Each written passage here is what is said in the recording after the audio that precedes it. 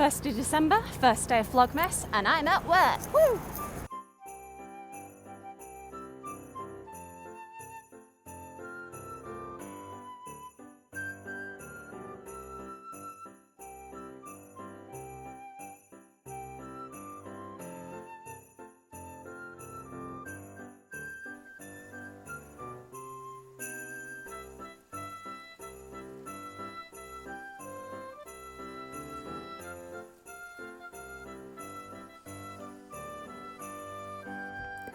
Hello friends, welcome to the most lo-fi video that you will ever get from me. Happy first day of Vlogmas, everybody. Because I'm going to be quite busy this December, this is literally the most busy that I have ever been at Christmas time. What is this? What is happening? I felt like my Vlogmas should probably be a little bit more low-key than it was last year, because I still want to be involved, but I don't want to be up until midnight editing videos. So one of the things that I'm going to do is maybe do some daily vlogs. I don't know how interesting they're going to be because, you know, I am working most of the time and I'm in a show. I'm in a production of My Fair Lady, which should be happening next week. Fingers crossed we don't all come down with COVID or something like that. And, you know, I don't know how comfortable people would be with me filming them. So I thought something low-key that I could do for these Vlogmas vlogs would be to answer some questions that people have been submitting. Just things that I can get out quickfire. So if you do have any questions for me, do leave them in the comments down below. And this first question is from Susanna C, which was that inspired by her reading of Ask a Historian by Greg Jenner. Great pick. I also read that in November and I loved it. She wanted to know what is my favourite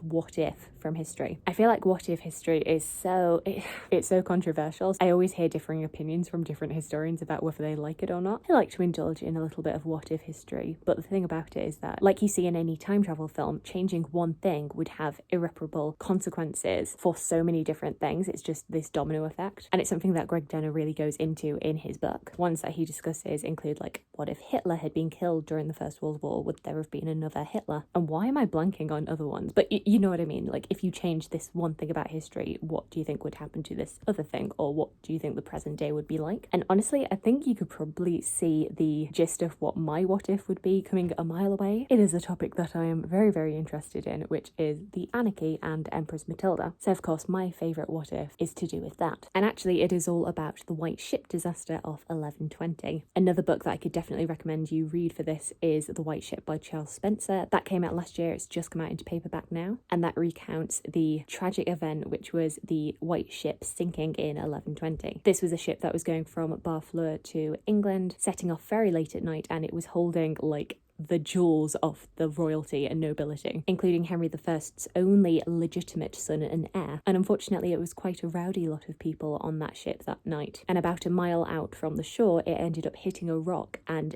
everybody bar one person drowned, including this famed son and heir. And this whole crisis of succession was what really sparked the anarchy, because Henry I had had all of his nobles promise that they would support the legitimacy and the succession of his only other legitimate child, a daughter named Matilda. But of course, they ended up reneging on that promise when Stephen decided to take the throne for himself. But linking back to the White Ship, my what if comes back to Stephen, who ended up being King Stephen, because he was actually due to go on the White Ship. He was meant to go on that disastrous voyage, but he actually came down with illness and so didn't end up going. And that's just, oh, like, can you imagine? I'm not cruel enough to think, oh, I wish he had gone on there, because that's mean. But, like, what if he had gone on the White Ship? Like, how would things have played out? How would things be different? Obviously, England wouldn't have gone through the anarchy unless somebody else had taken the throne. Would it have been a seamless succession to Empress Matilda? But there's so much to consider. Like, what did the anarchy really do to mess with what came in the future?